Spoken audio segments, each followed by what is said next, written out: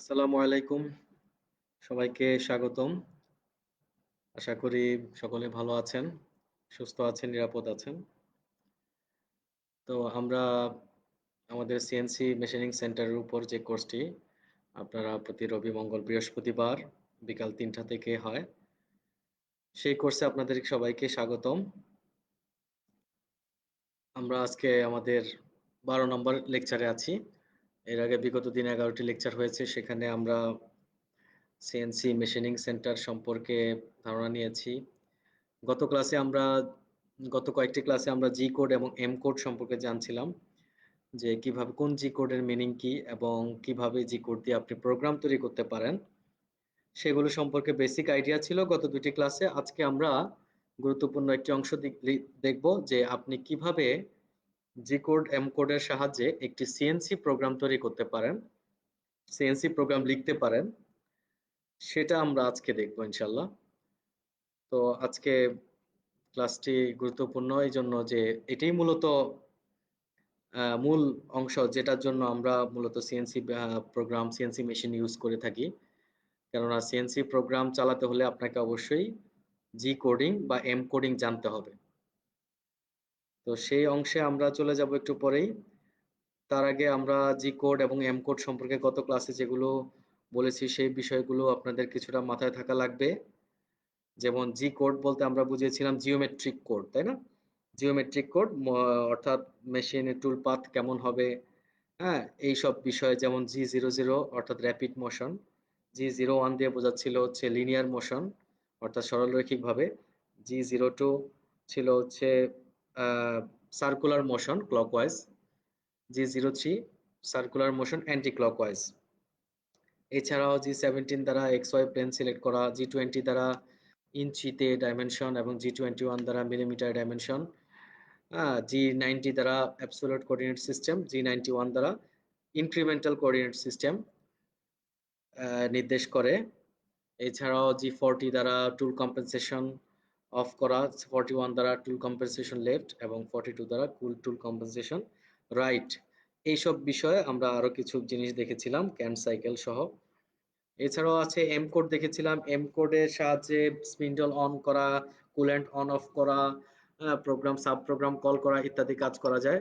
যেমন আপনার ধরেন যে M06 দ্বারা টুল চেঞ্জ বোঝায়, M06, M03 দ্বারা স্পিন্ডল অন ক্লকওয়াইজ বোঝায়, M05 দ্বারা স্পিন্ডল অফ ইত্যাদি বোঝায়, অফ বোঝায়। তো এইসব বিষয়ে জি কোড, এম কোড গুলো আসলে কোনটার মিনিং কি আপনারা কিছুটা জানাটা জরুরি। শান্ত কমেন্ট করেছেন জি কোডটা আরেকবার একটু পড়াবেন স্যার? আপনি এই লেকচারের শেষে আমি লিংক দিয়ে দিব। গত ক্লাসের ভিডিওটিতে আপনি দেখতে পাবেন। ওখানে জি কোড, এম কোড সম্পর্কে বলা আছে। তো আজকে জি কোড দিয়ে আপনি কিভাবে প্রোগ্রাম তৈরি করতে হয় এটা আপনি শিখে রাখুন। আর কোন জি কোডের মিনিং কি, কিভাবে লিখতে হয় সেটা গত ২ টা ক্লাসে আমি বলেছি। সেই ২ টা লেকচার আপনি জানতে পারবেন। তো আজকে আমি তারপরেও কিছুটা সামারি করেছি। তারপরেও আপনি আ দেখতে থাকুন। বুঝতে অসুবিধা হলে পরবর্তীতে আগের লেকচারগুলো দেখুন। তাও অসুবিধা হলে পরবর্তীতে আপনি আ আমার সাথে যোগাযোগ করুন। ওকে, আমরা একটু প্রোগ্রামে চলে যাই। একটি জি কোড লিখার আগে একটি জি কোডের সাধারণত ৩ টি অংশ থাকে। সাধারণত ৩ টি অংশ। ১ম অংশ হচ্ছে প্রস্তুতিমূলক অংশ। অর্থাৎ প্রিপারেশন যেটা বলে, প্রিপারেশন স্টেজ। এই অংশে জাস্ট মেশিনকে তৈরি করা। যে মেশিনটা স্পিন্ডল অন করা, কুল্যান্ট অন অফ করা, তারপর হচ্ছে আপনার মেশিন কোন সেটিং এ কাজ করবে, আপনার মেশিনের কি ইঞ্চিতে কাজ করবে না মিলিমিটারে কাজ করবে, অ্যাবসোলিউটলি হিসাব করবে নাকি ইনক্রিমেন্টালি হিসাব করবে। এইসব বিষয় হচ্ছে প্রস্তুতিমূলক অংশ থাকে। মোটামুটি প্রায় সব প্রোগ্রামেই এই অংশটি অলমোস্ট সেম থাকে। কিছু ভেরিয়েশন হয়তো হয়। আপনি যদি ভেরিয়েশন আনতে চান তাহলে ভেরিয়েশন হবে। যেমন কেউ মিলিমিটারে করলো, আপনি ইঞ্চিতে করতে চান। আপনি ক্যালকুলেশন কেউ ইনক্রিমেন্টাল বেসিসে করলো, আপনি অ্যাবসোলিউটলি হিসাব করতে চান। অ্যাবসোলিউট এবং ইনক্রিমেন্টাল কোঅর্ডিনেটের পার্থক্য আমরা গত ক্লাসে দেখিয়েছি। আপনারা গত লেকচারগুলো দেখবেন তাহলে আপনাদের বিষয়গুলো আরো ক্লিয়ার হবে। ২য় নাম্বার অংশ বা মাঝখানে মেইন যেটা পার্টটা মেটাল কাটিং অংশ, অর্থাৎ এই অংশ দিয়ে আপনি মূলত আমাদের যে অভীষ্ট লক্ষ্য মেটাল কাটা, সেই মেটাল কাটার প্রোগ্রামগুলো থাকে হচ্ছে মাঝখানে এই অংশে।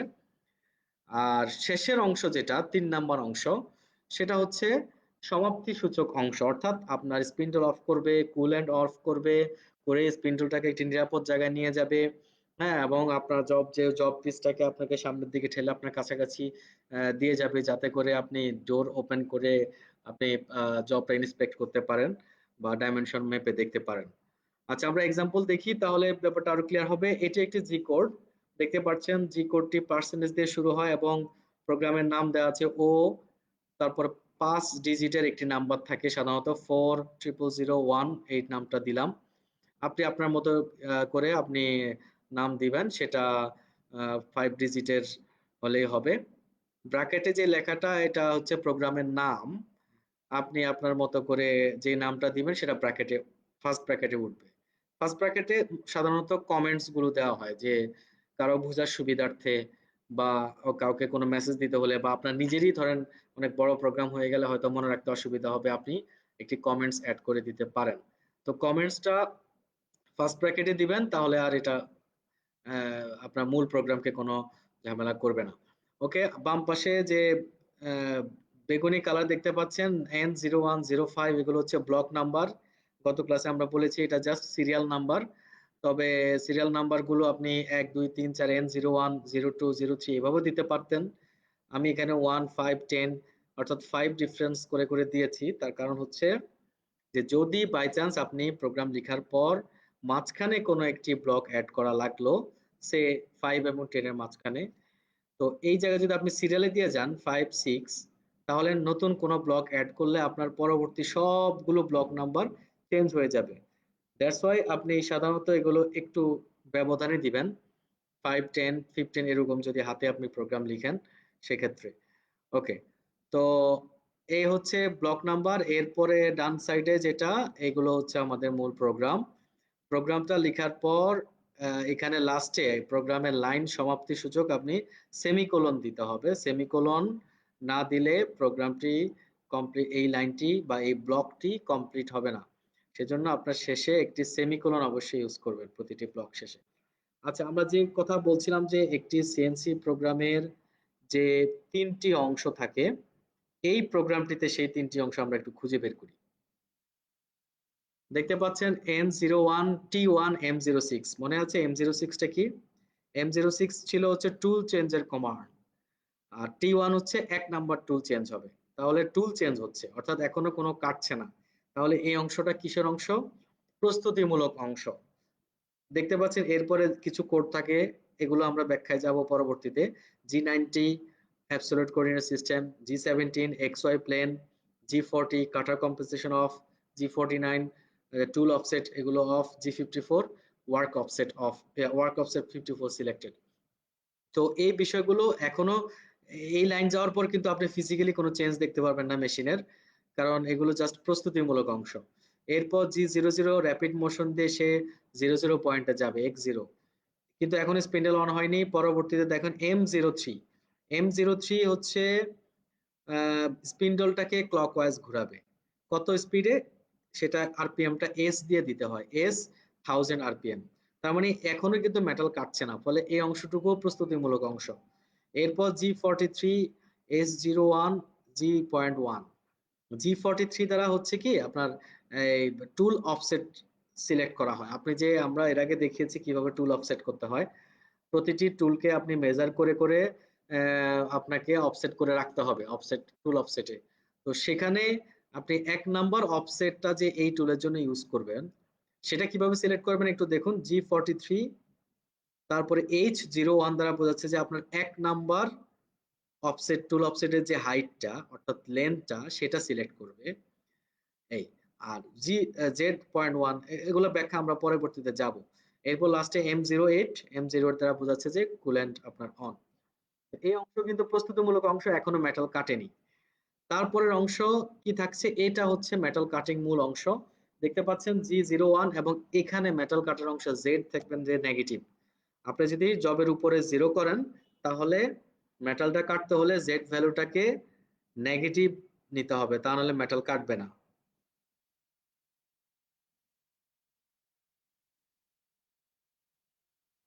ওকে, তারপরে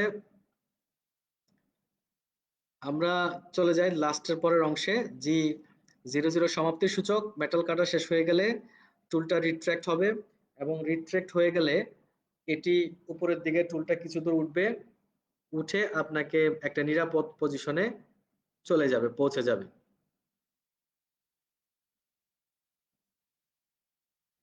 তো এই তিনটা অংশ ছিল আমাদের মূল অংশ, মানে তিনটা মেজর পার্টস। এছাড়াও আপনার যে ইয়েগুলা, অনেক সময় আরো কিছু অংশ থাকে, সাব প্রোগ্রাম, তারপরে এইসব বিষয় থাকে, বা ক্যান সাইকেল যখন করবেন অর্থাৎ একই প্রোগ্রাম বারবার করা হয় তখন আরো কিছু অংশ থাকে, তবে মূল বেসিক পার্টটাকে এখানেই কয়েকটা অংশে ভাগ করা যায়।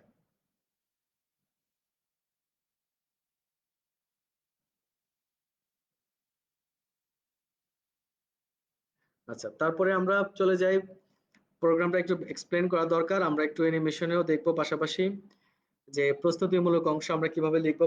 প্রোগ্রাম শুরুতেই পার্সেন্টেজ দিয়ে শুরু করবেন, পার্সেন্টেজ দিয়ে একটা প্রোগ্রাম শুরু হয়, তারপর প্রোগ্রামের নাম, সেটা ও দিয়ে শুরু হয়, ও, তারপর 5 ডিজিটের একটি নাম্বার, যেমন এখানে 400001 দেওয়া হয়েছে, এটা হচ্ছে প্রোগ্রামের নাম, 5 ডিজিটের একটা, মনে রাখবেন ওর পরে 5 ডিজিট থাকতে হবে সংখ্যা।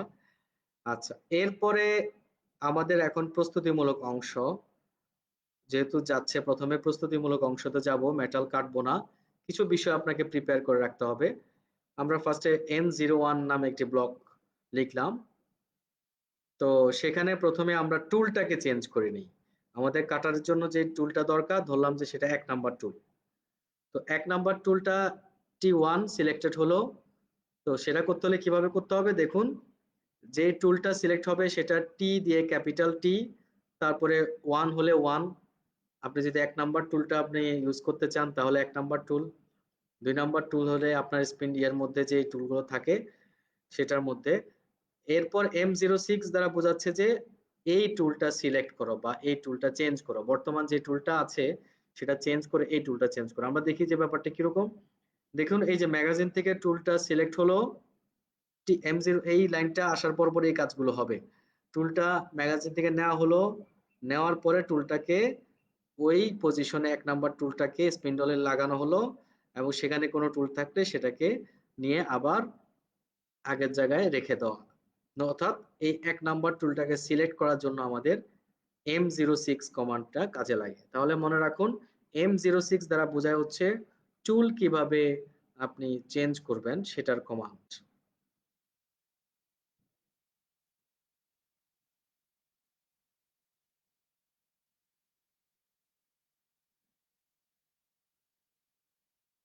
তারপরের অংশ আপনারা দেখুন যে M05, অর্থাৎ আমি আরেকটা ব্লক লিখেছি M05।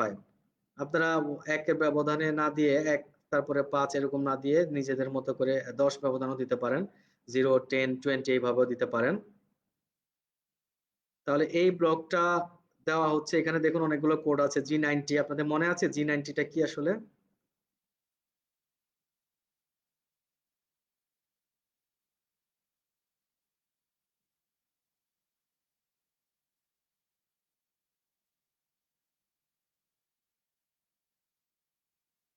G90 হচ্ছে আমাদের ছিল, G90 হচ্ছে মূল যে অ্যাবসোলিউট কোঅর্ডিনেট সিস্টেম, অর্থাৎ আপনি কিভাবে দূরত্ব ক্যালকুলেট করবেন সেটা সবসময় একটা নির্দিষ্ট পয়েন্ট থেকে আপনি ক্যালকুলেট করবেন, সেটা হচ্ছে G90।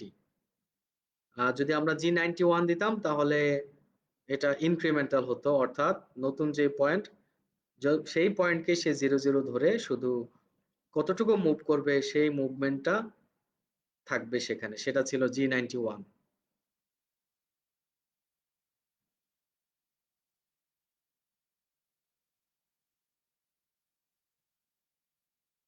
তারপরে G17 দেখতে পাচ্ছেন, G17 দ্বারা কি বোঝাচ্ছে? G17 দ্বারা বোঝাচ্ছে যে আপনি যে কোন প্লেনে কাজ করবেন, এক্স ওয়াই প্লেনটা,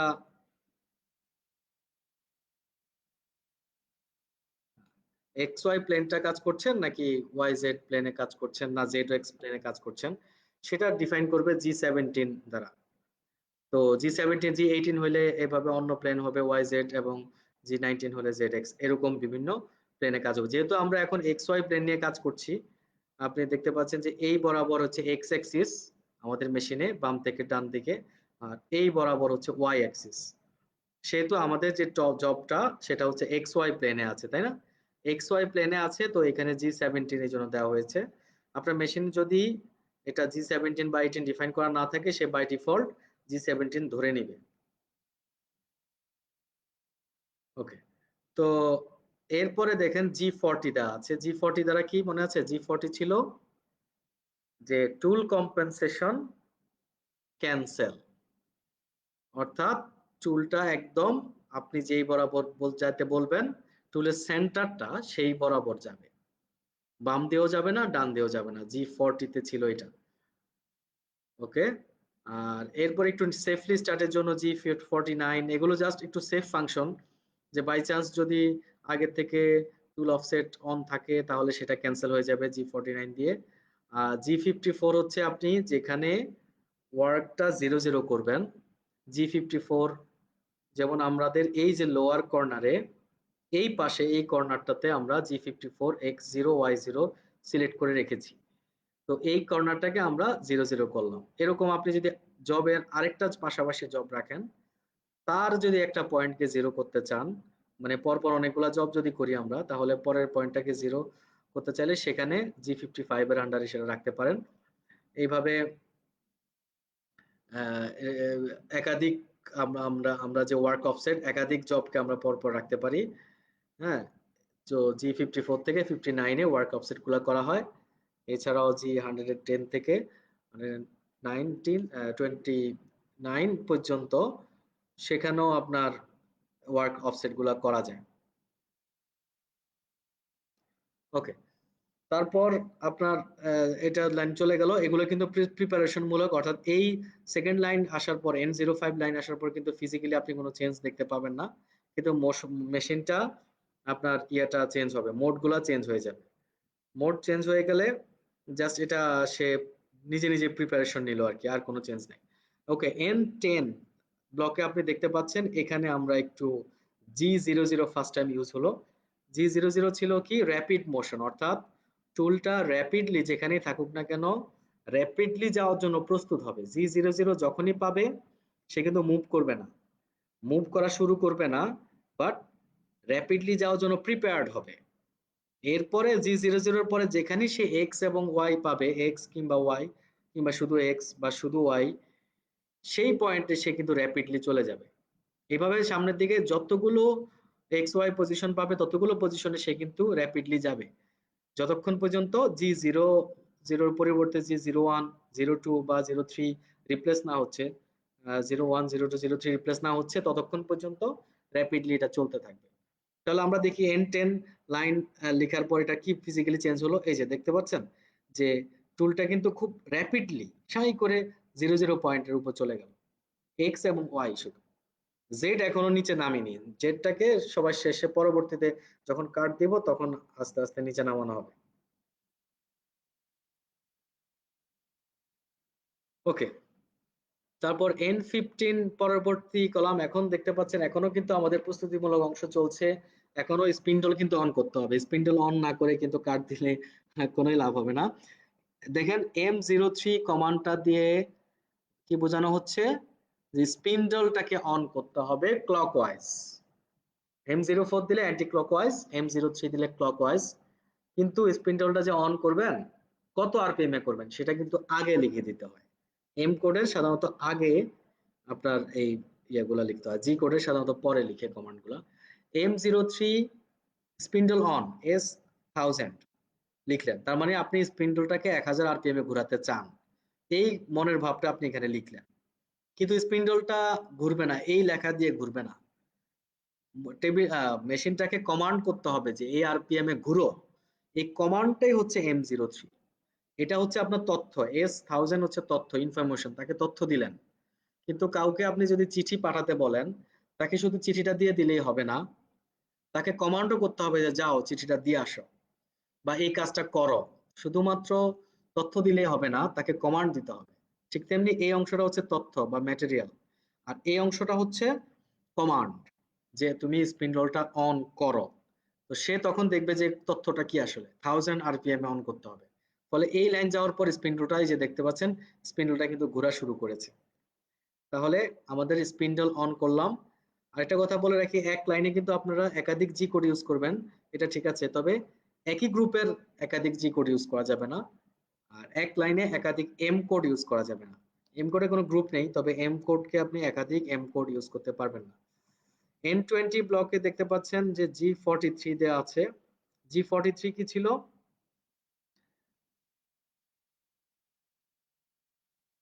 G43 তে দেওয়া ছিল হচ্ছে আপনার একটা টুল অফসেট, আমরা এটাকে 49 দিয়ে ক্যান্সেল করেছি, একটা টুল অফসেট সিলেক্ট করতে হবে। হ্যাঁ, আমরা ধরলাম যে 1 নাম্বার টুল অফসেটটা সিলেক্ট করতে চাই। তাহলে কি করতে হবে? G43 লিখতে হবে। 43 লেখার পর সে টুল অফসেট নেওয়ার জন্য তৈরি, কিন্তু কোন টুল অফসেটটি ইউজ করবে? 1 নাম্বার টুল অফসেট। এই এটুক টুল অফসেট নেওয়া শেষ। নেওয়ার পর এরপরে সে র্যাপিডলি, আমি এটা এই লাইনও লিখতে পারতাম বা পরের লাইনও লেখা যেত, Z.1, জেডটাকে আমি নিচে 0.1 এ নিয়ে নামাবো। এই যে দেখতে পাচ্ছেন Z.1 এ গেছে, যদিও এখানে স্পিডটা একটু কম হয়ে গেছে, কিন্তু আসলে জেডটা কিন্তু র্যাপিডলি যাবে, তাই না? আমাদের কিন্তু G00 অ্যাক্টিভ আছে, ফলে জেডটা খুব র্যাপিডলি 0.1 হাইটে গিয়ে থামবে। ওকে, এই যে Z.1 দেখতে পাচ্ছেন। আর সারফেসটা তো আমাদের 00, তার মানে সারফেস থেকে 0.1 ইঞ্চি উপরে আছে এখানে। ওকে, তারপরে দেখতে পাচ্ছেন এখান থেকে N25 এখন কিন্তু কাটা শুরু করবে, তার আগেই কিন্তু আমরা কুলেন্টটা অন করব। বেশি আগে কুলেন্ট অন করবেন না, কুলেন্টের অপচয় হবে তাহলে, বা আপনার জব ঠিকমতো কাটছে কিনা সেটা, বা স্পিন্ডল গেছে কিনা বা কলিশন হচ্ছে কিনা এগুলো দেখতে অসুবিধা হবে। কুলেন্টটা একদম কাটার ঠিক আগ মুহূর্তে অন করবেন। কুলেন্ট অন করার জন্য M08 দিলাম, তাহলে কুলেন্ট কিন্তু এখন এদিক দিয়ে এই যে আপনার এখানে থাকবে, সেখান থেকে কুলেন্ট অন হওয়া শুরু করবে। Okay fine. এইবার আমরা মেটাল কাটবো, কাটার জন্য তাকে ডেপথে যেতে হবে। সেজন্য আমাদের এখন আর G00 দিয়ে কাটলে হবে না, কারণ G00 র্যাপিড মুভমেন্ট, আর র্যাপিড মুভমেন্টে কিন্তু আপনার অনেক স্পিডে যাবে। তো সেই স্পিডে মেশিনের ম্যাক্সিমাম স্পিডে যায়, সেই স্পিডে আপনি টুলটাকে কাটতে পারবেন না। সেই স্পিডে মেটাল কাটতে গেলে মেটালটা, টুলটা সেটা ভেঙে যাওয়ার এবং মেটাল ইয়ে করার রিস্ক থাকবে। সেজন্য আমাদেরকে G01 ইউজ করতে হবে, কেননা G01 হচ্ছে আপনি যেই স্পিডে নিতে চাচ্ছেন সেই স্পিডে স্পেসিফাই করে দেওয়া যায়। কিভাবে? G01, G01 দ্বারা বোঝাচ্ছে যে একটা পয়েন্টে যেতে হবে লিনিয়ারলি, অর্থাৎ স্ট্রেট লাইন, সরল রেখা বরাবর। তো এই তথ্যটা, এই কমান্ডটা তাকে আগে দিলেন। কমান্ড দেওয়ার পর পরই সে যাওয়া শুরু করবে না, কারণ তার তথ্য লাগবে যে কত স্পিডে যাব। সেটার জন্য আমাদের ফিড বলে দিতে হবে F20 ডট।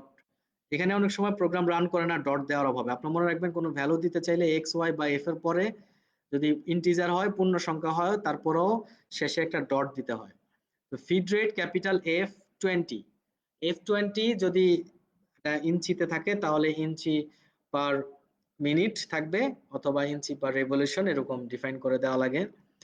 এরপর হচ্ছে যে এই ফিডে যাবে, ভালো কথা, কিন্তু তারপরও তার কাছে আরেকটা তথ্য দরকার, সেটা হচ্ছে কোথায় যাবে। সেটা হচ্ছে কোঅর্ডিনেট, জেড ভ্যালু বলে দেওয়া হবে, জেড -0.1। বর্তমানে কোথায় আছে? +0.1 এ। ফলে যখন এই লাইনটা পাবে সে কিন্তু ডেপথ নিচের দিকে -0.1 ডেপথ নিবে, অর্থাৎ মেটালের ভিতর কিন্তু সে নামলো, এবং স্পিন্ডল কিন্তু ঘুরছে এখনো, এবং কুলেন্টও কিন্তু এখনো অন আছে। N35 এ এইবার সে কাটবে, এবং সে এই লিনিয়ারলি কেটে আসবে কোথায়? x-4 y-4, অর্থাৎ এই কর্নারে আসতে চায়। তো এই কর্নারে আসলে দেখতে পাচ্ছেন এই লাইনটা 4, তাহলে যেহেতু এটা নেগেটিভ ওয়াই এক্স এক্সিস, এদিকে নেগেটিভ এক্স এক্সিস, এই যে -4 আসবে, তারপর -4, অর্থাৎ এই পয়েন্টে আসতে চাইবে। সেজন্য আপনি যখন x-4 y-4 দিবেন, সে এই বরাবর লিনিয়ারলি সরল রৈখিকভাবে চলে আসবে। সে কিন্তু এইভাবে ঘুরে আসবে না, স্ট্রেট চলে আসবে, কেননা আমরা G01 এখনো অ্যাক্টিভ আছে। যতক্ষণ পর্যন্ত না, আগেই বলেছি, G01 ক্যান্সেল হবে কখন? যখন আপনি এই গ্রুপের অন্য কোনো কোড দিবেন, G00 বা G0123 এরকম দিবেন, সেগুলো তাহলে ক্যান্সেল হবে। তো এই G01 আপনি যত সাবসিকুয়েন্ট লাইন লিখবেন, G01 অর্থাৎ লিনিয়ার মুভমেন্টে সে যাবে। ওকে, আমরা দেখি যে এই লাইনের পর কি হবে। এই যে দেখতে পাচ্ছেন মেটালটা কেটে ফেললো কিন্তু। হ্যাঁ, এই যে y4 -4, এই N35 লাইনে এসে সে এই কাজটা করবে। ওকে, সমাপ্তি সুযোগ অংশ। এবার আমরা চলে যাই সমাপ্তি, আপনি কিভাবে এন্ড করবেন, প্রোগ্রামটি শেষ করবেন সেটার জন্য এই অংশ। এবার কাটা তো হয়ে গেছে, এবার দেখতে পাচ্ছেন যে টুলটা উপরের দিকে উঠে যাবে। তো টুলটা উপরের দিকে উঠাতে হলে কি করতে হবে? র্যাপিডলি এখন আর আমার আস্তে উঠানোর দরকার নেই, কারণ মেটাল কাটা হয়ে গেছে, সেজন্য আমি G00 দিয়েছি। G00 দেওয়ার কারণে আগের যে G01 ছিল সেটা ক্যান্সেল হয়ে গেছে, ফলে এখন যা মুভমেন্ট হবে সকল মুভমেন্ট র্যাপিডলি হবে। কোন জায়গায় মুভমেন্ট হবে? Z.1, Z.1। G00 এর সাথে কিন্তু ফিড রেট দেওয়া দরকার নেই, কারণ মেশিনের একটি র্যাপিড মুভমেন্ট থাকে, সেই মুভমেন্টের একটা ক্যাপাসিটি থাকে, তার ম্যাক্সিমাম সেই ক্যাপাসিটিতে সে তখন মুভ করতে থাকে, সেজন্য সেখানে ফিড রেট বলে দেওয়ার দরকার নেই। ওকে, এখানে আরেকটা কাজ করব, এম যখন .1-এ উঠবে, উঠার পর স্পিন্ডলটা অফ করে দেব। M09, সরি স্পিন্ডল না, কুলেন্টটা অফ করে দিব। M09 আসা মানে হচ্ছে কুলেন্ট অফ, কুলেন্ট আর এখন দরকার নেই আমাদের। ওকে, তারপরে লাইনে দেখতে পাচ্ছেন যে G53, G49, Z0, M05। তাহলে এটা সেভ ফাংশন, অর্থাৎ আগে যে জিনিসগুলো সেগুলো ক্যান্সেল হয়ে যাবে, আপনার টুল অফসেট ক্যান্সেল হয়ে যাবে এবং স্পিন্ডলটাও অফ হয়ে যাবে। দেখতে পাচ্ছেন M05 এই লাইনে এক্সিকিউট করার পর এই যে উপরের দিকে উঠলো, Z00 পয়েন্টে চলে গেল র্যাপিডলি, Z0, এবং স্পিন্ডলটা কিন্তু ঘোরা বন্ধ হয়ে গেল। কারণ কি? আমি M05 কমান্ডটা দিয়েছি। তো তাহলে লাস্টে আপনাকে স্পিন্ডল অফ করে সঠিক জায়গায় নিয়ে যেতে হবে, এটাই হচ্ছে আমাদের কাজ। এরপর 00 পয়েন্টে আমরা পরবর্তীতে Y0 পয়েন্টও নিয়ে গেলাম। M30 দ্বারা প্রোগ্রাম শেষ হয়ে গেল। M30 হচ্ছে যে কোনো প্রোগ্রামের সমাপ্তি সূচক অংশ, M30। তার মানে M30 দিয়ে এবং লাস্টে প্রত্যেকটা লাইনের শেষে অবশ্যই সেমিকোলন দিতে ভুলবেন না। তো এই হচ্ছে আমাদের একটি লাইন, জাস্ট আমরা কেটে দেখালাম। আমরা পরবর্তীতে আরো কমপ্লেক্স প্রোগ্রামিং দেখব এবং লাস্টে একটি পার্সেন্টেজ দিয়ে প্রোগ্রামটি শেষ করে দিবেন। ওকে, এই যে একটা মেটাল পার্ট দেখতে পাচ্ছেন, এটা আমাদের কাটতে হবে। আমরা এটা দেখব যে কিভাবে মেটালটা এই সাহায্যে আপনি কাটবেন। তো আজকে মোটামুটি আমাদের টাইম আসলে শেষ হয়ে গেছে। আমরা পরবর্তী ক্লাস আরেকটু ডিটেলসে দেখব। সেখানে আমরা কিন্তু এখনো G0 এবং G01 দেখেছি শুধু। G02 অর্থাৎ সার্কুলার পথে কিভাবে যাবেন, এই যে দেখতে পাচ্ছেন এখানে সার্কুলার পথ, এই সার্কুলার পথে এখানে রেডিয়াস দেওয়া আছে, আবার এখানে সার্কেল, এখানে সার্কুলার পথ। তো সেই ক্ষেত্রে আপনি যে G02 এবং G03 ইউজ করতে হবে, কিভাবে করতে হবে সেটা আমরা নেক্সট ক্লাসে দেখবো ইনশাআল্লাহ। ওকে, explain what is the difference G54, 59, 10 and 129। এগুলো সবই আসলে ওয়ার্ক অফসেট। 54 থেকে 59 ছয়টি অফসেট ইউজ করা যায়, আরো কিছু অফসেট 110 থেকে 129 ইউজ করা হয়। এখানে আসলে তেমন কোনো ডিফারেন্স দেখি না। ওকে, কাটার কম্পোজিশন ক্যান্সেল 40 তে। ওকে, তাহলে আপনারা নেক্সট ক্লাসে আমরা আরেকটু ডিটেলসে আরেকটা প্রোগ্রামিং আপনাদের দেখাবো ইনশাল্লাহ। তো এই লেকচারগুলো আপনারা অবশ্যই আহ, আগের লেকচার পেতে হলে এই ভিডিওর নিচে কমেন্ট দেওয়া থাকবে। আজকে 12 নম্বর তার আগের লেকচারটি পেতে হলে সেখানে লিঙ্কে গেলে আপনি তার আগের লেকচার পেয়ে যাবেন। আর ভিডিওগুলো পেয়ে যাবেন হচ্ছে skills.gov.bd ওয়েবসাইটে পরবর্তীতে। তো সবাই ভালো থাকবেন, সবাই সুস্বাস্থ্য কামনা করছি, সবাই নিরাপদে থাকবেন। আহ, এবং এই বলে আমি এখানেই ক্লাস সমাপ্ত করছি। আসসালামু আলাইকুম।